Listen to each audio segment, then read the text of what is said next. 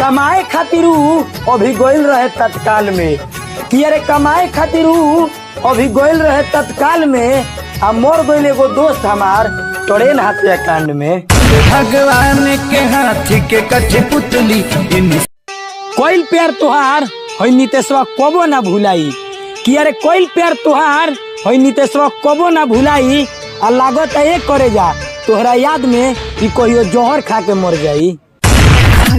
जोहर के गोलिया रे हई दीपिका कौन कसूर कैलस हम तोहरा से इहे पूछतानी कि अरे हई दीपिका कौन कसूर कैलस हम तोहरा से इहे पूछतानी आ ई बन गइल शराबी तोहरे चलते रानी। शराब हो गई। अरे केहू से डरल ना चलन सीना तान के, अरे केहू से डरल ना चलन सीना तान के। आज हमरा प्रिंस भैया के बर्थडे ह, केक तो कटाई लेकिन ऑर्केस्ट्रा बांध के। आज तू